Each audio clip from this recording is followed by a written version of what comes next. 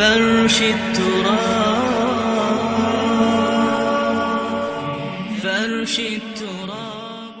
الحمد للہ رب العالمین والصلاة والسلام علی سید الانبیاء والمرسلین اما بعد فاعوذ باللہ من الشیطان الرجیم بسم اللہ الرحمن الرحیم۔ الحمدللہ درس مشکات کا سلسلہ ہمارا جاری و ساری ہے۔ اللہ پاک ہمیں اس کو بیان کرنے پر استقامت عطا فرمائے اور ہمیں حق اور سچ کو بیان کرنے کی توفیق عطا فرمائے اور اغلاط سے غلطیوں سے اللہ پاک محفوظ فرمائے۔ تو پچھلے درس میں جو ہم نے حدیث پاک سنی تھی وہی حدیث پاک تھی۔ کتاب الایمان ہمارا چیپٹر چل رہا ہے اور اس میں حضرت ابو ہریرہ رضی اللہ تعالی عنہ سے روایت موجود ہے کہ نبی کریم علیہ الصلاۃ والسلام نے ارشاد فرمایا کہ اس ذات کی قسم کہ جس کے قبضہ قدرت میں میری جان ہے کہ اس امت میں سے جو کوئی بھی میری دعوت کو سنے، وہ یہودی ہو یا نصرانی ہو، پھر وہ اسی حال پر دنیا سے چلا جائے اور جس پیغام کو لے کر میں آیا وہ اس پر ایمان نہ لائے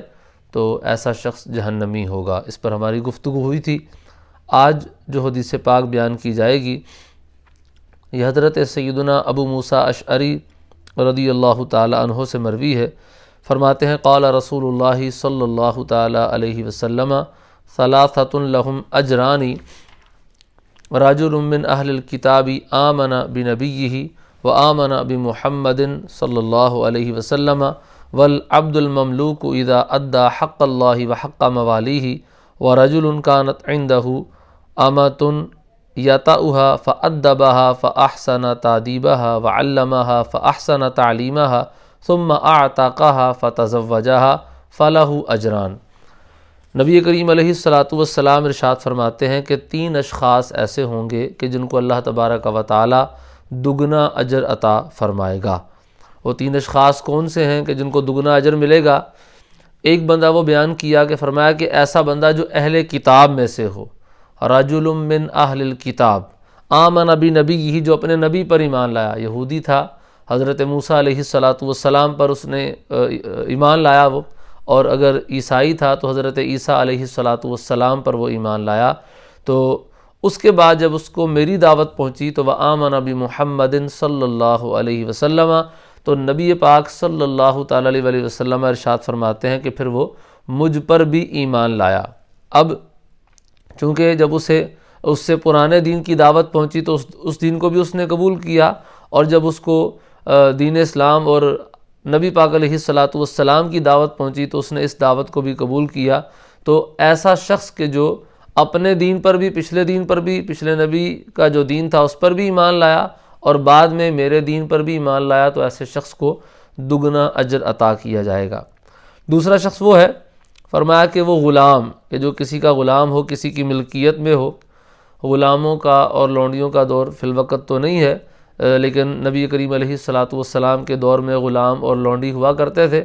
غلام اور لونڈی عمومی طور پر یہی ہوتا ہے کہ جب حاکم اسلام کے تحت کوئی جنگ کسی ملک میں ہو، کفار کے ساتھ ہو، اور وہاں سے جو مرد قید ہو کر آئیں وہ غلام کہلاتے ہیں، اور جو لونڈیاں، جو عورتیں قید ہو کر آئیں وہ لونڈیاں کہلاتی ہیں۔ اب ایسا کوئی سلسلہ بہرحال موجود نہیں ہے، غلام اور لونڈیوں کا دور تقریباً ختم ہو گیا ہے، لیکن ایک عرصہ تک یہ سلسلہ چلتا رہا۔ تو نبی کریم علیہ السلام کی بہت ساری روایات اور قرآن پاک کی بھی بعض آیات اور بہت سارے ہمارے شرعی احکامات جو ہیں نا وہ غلام اور لونڈیوں سے متعلقہ بھی موجود ہیں۔ تو نبی پاک علیہ السلام ارشاد فرماتے ہیں کہ وہ غلام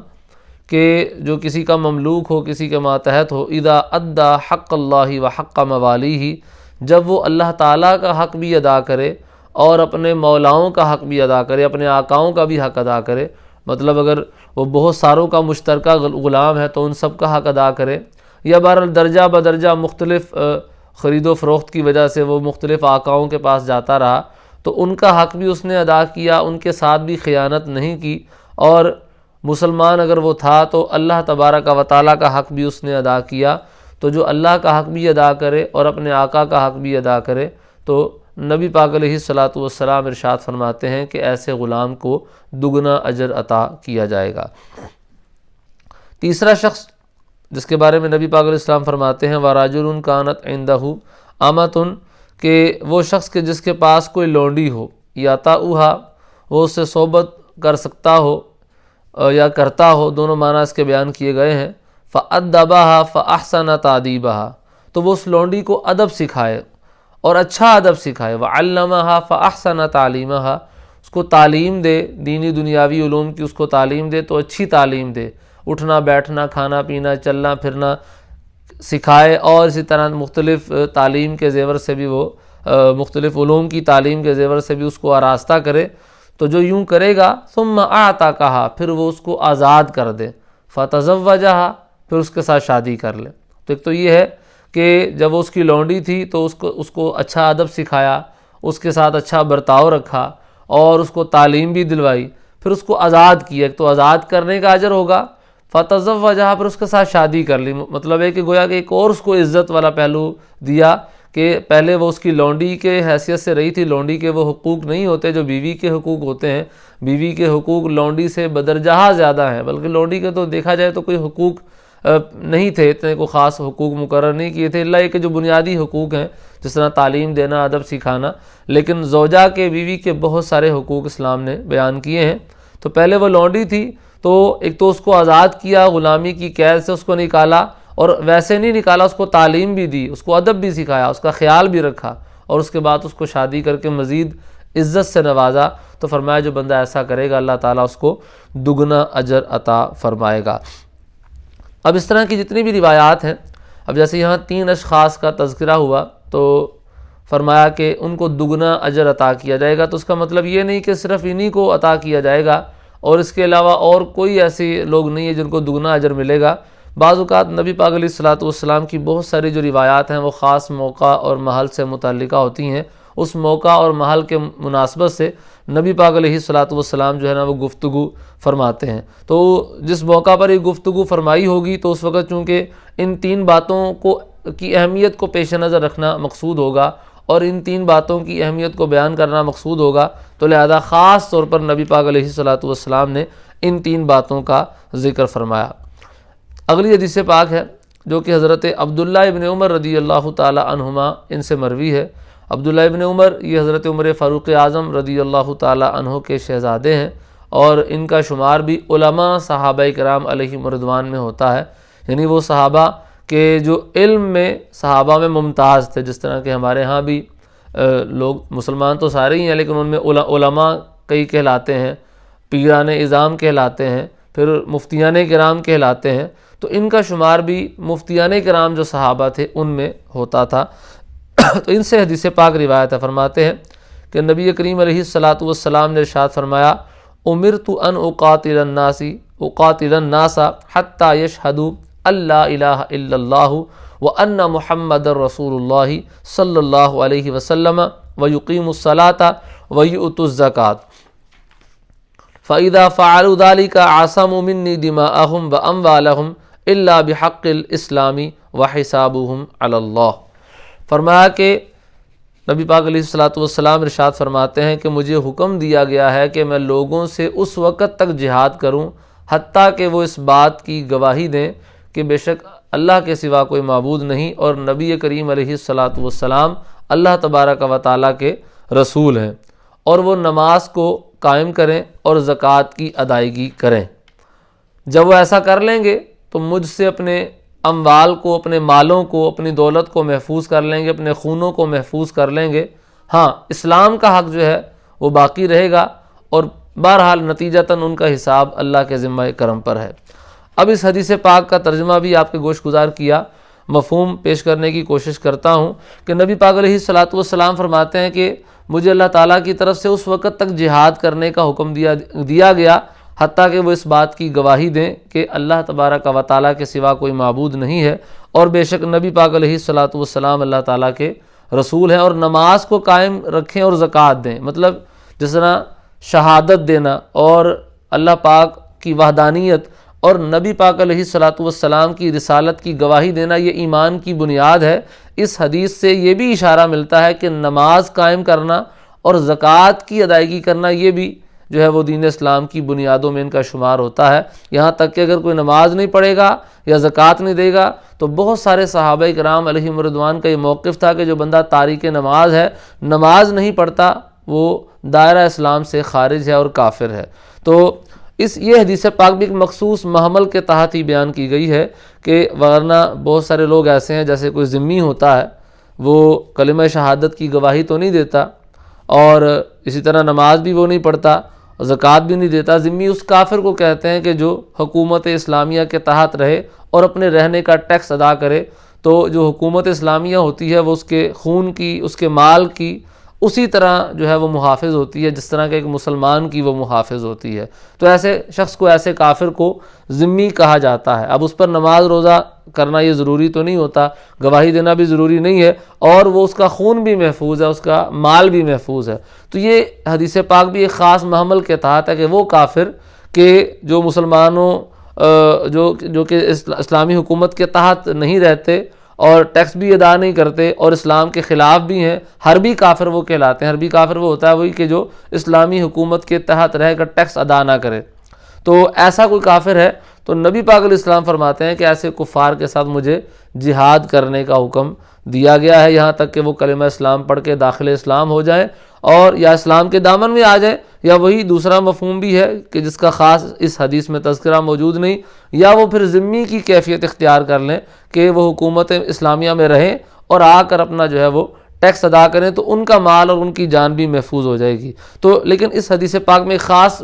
جو ہے محمل کے تحت ایک خاص مناسبت سے گفتگو کی گئی ہے کہ عام طور پر یہی معاملہ ہے کہ جہاد کیا جانے کا حکم ہے، یہاں تک کہ جن کے ساتھ جہاد کیا جا رہا ہے، جن کفار کے ساتھ جہاد کیا جا رہا ہے، وہ کلمہ پڑھ کر اسلام قبول کر لیتے ہیں۔ تو فرمایا کہ یہاں تک کہ وہ اسلام قبول کر لیں اور نماز قائم رکھیں اور زکوٰۃ کی ادائیگی کریں۔ تو اس حدیث پاک سے نماز اور زکوٰۃ کی اہمیت کا بھی پتہ چلتا ہے کہ نماز اور زکوٰۃ کو بھی اسلام میں بنیادی اہمیت حاصل ہے، اس طرح کی اہمیت حاصل ہے جس طرح کہ کلمہ شہادت پڑھنے کی اہمیت اسلام میں ہے کہ بندہ اس وقت تک مسلمان نہیں ہوتا جب تک وہ کلمہ شہادت نہ پڑھ لے۔ تو اس حدیث پاک میں اس طرف بھی اشارہ ملتا ہے کہ بندہ اس وقت تک مسلمان نہیں ہوتا جب تک وہ نماز نہ پڑھ لے۔ تو یہ بہت سارے صحابہ کرام علیہم رضوان کا موقف بھی تھا، لیکن بہرحال بعد کے علماء نے اور بعض صحابہ ایسے تھے جن کا موقف یہ تھا کہ جو نماز نہیں پڑھے گا تو اس کو ہم غیر مسلم قرار نہیں دیں گے، کیونکہ آہستہ آہستہ پر سستی پیدا ہونی شروع ہوئی اور نماز کی وہ اہمیت نہیں رہی کہ جس طرح شروع اسلام میں یہ تصور تھا صحابہ کرام علیہم رضوان کا کہ جو بندہ نماز نہیں پڑھ رہا، نماز کا وقت ہے، اذان ہو رہی ہے، حی علی الصلاۃ اور حی علی الفلاح کی صدائیں آ رہی ہیں اور یہ بندہ مسجد کی طرف نہیں جا رہا، تو ایسا بندہ مسلمان نہیں ہو سکتا۔ تو لیکن اب ایسا معاملہ نہیں رہا، تو بعد کے علماء نے پھر صحابہ یا بعض تابعین نے بھی اس بات پر جو ہے وہ فتویٰ دیا کہ اگر کوئی بندہ نماز کا انکار نہیں کرتا، یعنی اس کے فرضیت کا انکار نہیں کرتا، ہاں سستی کی بنا پر نہیں پڑھتا، تو ایسے شخص کو ہم دائرہ اسلام سے خارج قرار نہیں دیں گے، وہ مسلمان ہی کہلائے گا۔ زکوٰۃ کا معاملہ بھی اسی طرح ہے کہ زکوٰۃ بھی جو ہے وہ بالکل فرض ہے، اور اس کا جو ہے نا وہ اس کی ادائیگی ہر مسلمان پر لازم اور ضروری ہے۔ اس کی شرائط ہے، صاحب نصاب ہونا چاہیے، بندہ سال گزرنا چاہیے، اس کی شرائط اپنی جگہ پر ہے۔ لیکن بہرحال جو زکوٰۃ ادا نہیں کرتا، اس حدیث سے تو یہی پتہ چلتا ہے کہ وہ بندہ بھی دائرہ اسلام سے خارج ہے۔ لیکن بہرحال فتویٰ اسی پر ہے اور علماء کا موقف بھی یہی ہے کہ جو بندہ زکوٰۃ کی ادائیگی نہیں کرتا اور زکوٰۃ ادا نہیں کرتا، انکار نہ کرے، وہ اگرچہ سستی کی وجہ سے وہ زکوٰۃ کی ادائیگی نہیں کرتا، وہ سخت گناہ گار ہے، جہنم کا حقدار ہے، لیکن بہرحال اسے کافر نہیں کہا جائے گا۔ ہاں یہ معاملہ علیحدہ ہے کہ جو نماز چھوڑنے کا عادی ہوگا، زکوٰۃ کو ترک کرنے کا عادی ہوگا، تو اس کے کفر پر مرنے کا جو ہے وہ خوف ہے۔ تو لہٰذا اس لیے ان دونوں معاملات کی اہمیت اس حدیث پاک سے کافی اجاگر ہوتی ہے۔ تو نبی پاک علیہ السلام فرماتے ہیں کہ جب لوگ ایسا کر لیں گے، کلمہ شہادت پڑھ لیں گے اور مسلمان ہو کر اسلام میں داخل ہو جائیں گے، نماز روزہ قائم رکھیں گے، زکوٰۃ دیں گے، تو عاصموا منی دماءہم، تو مجھ سے اپنے خونوں کو اور اپنے اموال کو محفوظ رکھیں گے۔ ان کا جو خون حلال تھا جہاد کے ذریعے سے، وہ اب حلال نہیں رہے گا، الا بحق الاسلام،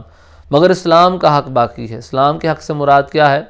کہ اگر اسلام میں داخل ہو کر وہ کوئی بندہ زنا کر لیتا ہے، چوری کر لیتا ہے، ڈاکہ زنی کر لیتا ہے، یا اور کوئی ایسا کام کرتا ہے جس میں شریعت اسلامیہ پر اس پر حد لازم ہوتی ہے، حد واجب ہوتی ہے، تو اب اس پر حد بہرحال واجب ہوگی۔ اب اس کا خون اس اعتبار سے محفوظ نہیں رہے گا، جیسے کوئی شادی شدہ زنا کر لیتا ہے تو اسلام میں اس کی سزا یہ ہے کہ اسے رجم کر کے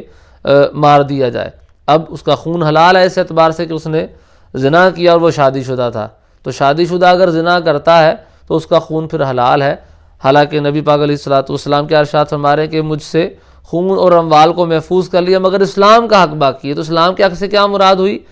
کیا مراد ہوا کہ یہ کوئی بھی ایسا کام کہ جس سے اسلام نے منع کیا ہے اور جس کے کرنے پر دین اسلام نے، شریعت اسلامیہ نے کچھ سزا مقرر کر رکھی ہے، تو ایسا کام کرنے پر بہرحال اسے سزا دی جائے گی۔ تو فرمایا وَحِسَابُهُمْ عَلَى اللَّهِ، اگلا حدیث پاک کا جو ٹکڑا ہے اس میں فرمایا کہ ان کا جو حساب ہے وہ اللہ تعالیٰ پر ہے۔ یعنی ظاہری طور پر اگر کوئی اسلام بھی قبول کر لیتا ہے اور اندر سے وہ منافق ہے، اندر سے وہ کافر ہے، اور حقیقت میں اس نے اسلام قبول نہیں کیا بلکہ وہ اسلام کے خلاف سازشیں کرنے کے لیے ظاہری طور پر اس نے کلمہ اپنی زبان پر جو ہے وہ جاری کیا ہے، تو فرمایا اگر ایسا کوئی معاملہ ہوگا تو حدیث پاک کے آخر میں ان ایسے لوگوں کے لیے علیحدہ سے نبی پاک علیہ الصلوۃ والسلام نے ارشاد فرمایا کہ وَحِسَابُهُمْ عَلَى اللَّهِ، کہ ان کا حساب پھر اللہ تعالیٰ پر ہوگا کہ اگر انہوں نے واقعی دل سے اسلام قبول نہیں کیا، منافقت اختیار کر رکھی ہے، تو اللہ تبارک و تعالیٰ پھر انہیں جہنم کی آگ میں ضرور ڈالے گا۔ لیکن جو ظاہری معاملات ہیں ان کو دیکھتے ہوئے ہم پر یہی لازم ہوگا کہ ہم ان کو مسلمان ہی سمجھیں، اور اگر وہ کلمہ پڑھ کر ہی دنیا سے گیا ہے، مسلمان ہی اس نے کلمہ پڑھا ہوا تھا، مسلمانوں کی طرح ہی اس نے زندگی گزاری، تو ہم اس کا جنازہ بھی پڑھیں گے، مسلمانوں کی طرح ہی سارے معاملات اس کے ساتھ جو ہے وہ روا رکھیں گے اور کرنا ضروری بھی ہوگا ہمارے لیے۔ لیکن اگر اندر سے وہ منافق تھا، اندر سے وہ کافر تھا، تو اس کا حساب پھر اللہ تعالیٰ کے ذمہ کرم پر ہے۔ اللہ پاک کی بارگاہ میں دعا ہے کہ اللہ تعالیٰ ہمیں جو کچھ سنا اسے یاد رکھ کے دوسروں تک پہنچانے کی توفیق عطا فرمائے۔ آمین بجاہ النبی الامین صلی اللہ تعالی علیہ وسلم۔